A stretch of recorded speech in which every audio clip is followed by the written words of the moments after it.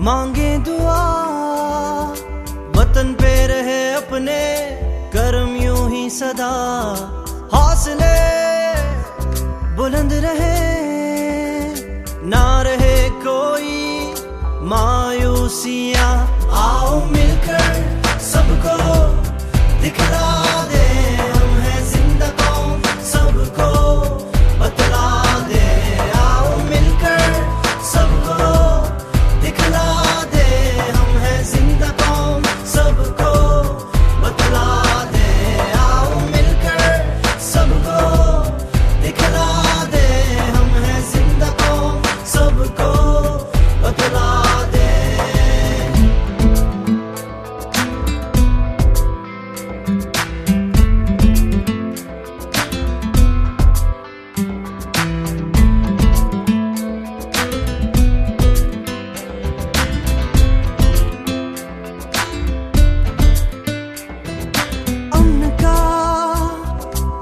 चमन खूब है इसकी पवन, मंजिले हो सामने और हम हर कदम। आओ मिलकर सबको दिखला दे, ये जो रंग है इनको बिखरा दे। आओ मिलकर सबको दिखला दे, ये जो रंग है इनको बिखरा दे। आओ मिलकर सबको दिखला दे, ये जो रंग है इनको बिखरा दे।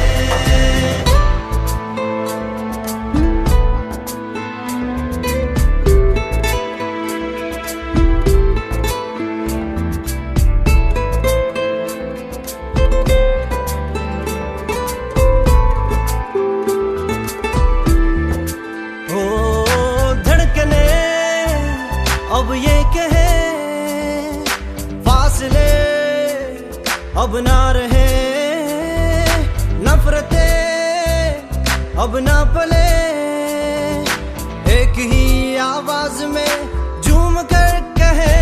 आओ मिलकर सबको दिखला दे, हम हैं जिंदा कौम, सबको बतला दे। आओ मिलकर सबको दिखला दे, ये जो रंग है इनको बिखरा दे। आओ मिलकर सबको दिखला दे, हम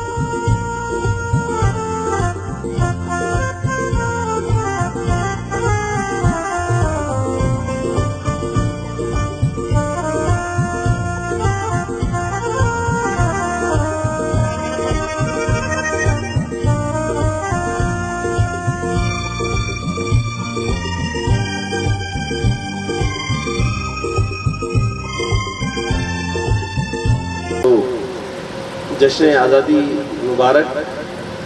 मैं भी यही सोच रहा था कि आज़ादी का सही मतलब और इसके से सही माने क्या अख्ज़ किए जा सकते हैं। मेरा ख्याल ये है कि अगर हम आज़ादी को अपने डिपार्टमेंट की तरफ ले जाएं, उसकी तरफ से सोचें, तो आज़ादी डिपार्टमेंट की आज़ादी ये है कि हमारे जो एम्प्लॉइज़ हैं वो अपने आप को सिक्योर महसूस करें और खुश महसूस करें इस डिपार्टमेंट में काम करने के लिए। दूसरा, आज़ादी का मौक़िफ़ ये होना चाहिए कि हमारा जो इदारा है जिस लिए बनाया गया है, क्या वो अपने अग़राज़ व मक़ासिद पूरे कर रहा है। तो अगर वो ऐसा नहीं कर रहा है तो फिर हमारे लिए इस आज़ादी से रिलेटेड की जो रिलेटिव टर्म है वो मेरा ख्याल है इतनी ज़्यादा कंप्रोमाइज़ हो जाएगी। जश्न आज़ादी असल में इसलिए मनाई जाती है कि हम आदा कर सकें कि हमने क्या खोया और क्या पाया है पिछले साल की जश्न आज़ादी के मुकाबले में। तो इस जश्न आज़ादी के मौके पे मैं सिर्फ इतना ही समझता हूँ कि कहना पसंद करूँगा कि हमें रिफ्लेक्शंस पर जाना चाहिए, हमें गौर करना चाहिए कि हम पहले कहाँ खड़े थे और अब कहाँ खड़े। उन कौमों को आज़ादी मनाने का हक ज़्यादा होना चाहिए जो ज़्यादा आज़ाद महसूस करें अपने आप को, ज़्यादा बेहतर महसूस करें अपने आप को और ज़्यादा खुश महसूस करें अपने आप को। तो आज आज़ादी के मौके पर मेरा ख्याल ये है कि हमारे इदारे को सबसे ज़्यादा एक प्लानिंग की ज़रूरत है। जब ज़िंदगी में बहुत सारी कौमें रास्ता भटक जाती हैं और अपनी जो उनकी तरक्की की रफ्तार है उसमें आगे जाने के बजाय वो तरक्की माकूस की तरफ चली जाती है, पीछे चली जाती है। उनमें जो देखा गया है कि ऐसा क्यों होता है, तो उसमें सबसे बड़ी बात ये होती है कि वहाँ पर गौर और फिक्र नहीं होता। जिस कौम में गौर और फिक्र ना हो, जिस कौम में सोचने और समझने की सलाहियतें महदूद हो, वो कौमें तरक्की नहीं करती। हमें एज ए डिपार्टमेंट मेरा ख्याल ये है कि कोशिश ये करनी चाहिए कि हम अब कोई प्लानिंग वज़ा कर लें कि हमारे डिपार्टमेंट का मकसद और इसका जो महरिक है वो अगले 5 सालों के लिए क्या है। ये याद रखें कि जब तक आप लोग ये नहीं तय करेंगे कि आपने जाना कहाँ है, आप कभी भी कहीं नहीं पहुँच सकते। तो प्लानिंग का मकसद ये होता है कि आपको ये बताओ कि आज आपकी हालत ये है और कल आपने यहाँ तक जाना है। अगर डायरेक्शन ही मौजूद नहीं है तो आपकी स्पीड कितनी तेज क्यों ना हो, आप कहीं पे भी नहीं पहुँच सकते। जब आप प्लानिंग नहीं करते तो होता ये है कि फिर वो सारी चीज़ें अफरा तफरी की नज़र हो जाती हैं, फायर फाइटिंग की नज़र हो जाती है। अगर आपके पास प्लानिंग हो तो फिर आप तसल्ली से, इत्मीनान से अपने जो ऑब्जेक्टिव्स हैं, अपने गोल्स हैं, उनको हासिल कर लेते हैं। मेरी कोशिश ये होगी कि हम इस दफ़ा अपनी पूरी प्लानिंग बनाएं और शॉर्ट टर्म, मीडियम टर्म और लॉन्ग टर्म प्लान बना लें। पूरी वाटर बोर्ड उस पर मुत्तफिक हो जाए और हम उसको हासिल करने की कोशिश करें। ओहदे कोई भी परमानेंट नहीं है, ना एमडी का ओहदा परमानेंट है, ना आप डिप्टी एमडी का ओहदा परमानेंट है। आज मैं हूँ, कल कोई और था, कल कोई और आ जाएगा। इसी तरह आप तमाम लोग बदलते रहेंगे। आप में से बहुत सारे लोग रिटायर हो जाएंगे 2 साल में, 3 साल में, 5 साल में। मैं हमेशा एक बात कहने लगा हूँ क्योंकि मेरी भी वो है जब आ रही है, जब मैं ये सोचता हूँ कि अब 5-7 साल में आप घर चले जाएंगे, कि जब इंसान घर जाए तो कोई अच्छी यादें लेकर जाए। ये ना हो कि वो शर्मिंदगी लेकर जाए घर के, मैंने 60 साल की ज़िंदगी गुजारी लेकिन मैंने कुछ नहीं किया। ये वो तमाम लोग जो मेरी हम उम्र हैं उनके लिए और जो छोटे हैं उनके लिए मेरी इसी भी एडवाइस है कि जो हमारी बाकी वर्किंग लाइफ है उसमें कोई इतने इंडिविजुअल लेवल पे देखिए, जब आप इंडिविजुअल हीरो होते हैं तो फिर एक कलेक्टिव हीरोइज्म क्रिएट हो जाता है, पूरी सोसाइटी बन जाती है। अगर हम ये तय कर लें कि अब जो भी कुछ है, जो भी कुछ हो गया, कभी भी ये याद रखें कि ज़िंदगी कभी ख़त्म नहीं होती। ज़िंदगी जब तक सांस है और जब तक आपका इरादा जिंदा है, जब तक कुछ ना कुछ उम्मीद होती है कि आप चीज़ों को ठीक कर सकते हैं, चीज़ों को बेहतर कर सकते हैं। तो मेरी ख्वाहिश ये है कि हम ये अहद करें आज कि बाकी जो भी ज़िंदगी के हमारे वक्त है जो हमने वाटर बोर्ड के साथ गुजारना है, उसमें जब हम जाएं तो हम कुछ फ़र्क डाल कर जाए, इतना फ़र्क ज़रूर डाल दें कि लोग आपको याद करें। देखिए मैं आपको बताऊँगा, हमारा जो मेरा MD ऑफिस है उसमें पीछे बोर्ड बना हुआ है और उसमें 50 नाम है, 40 नाम है।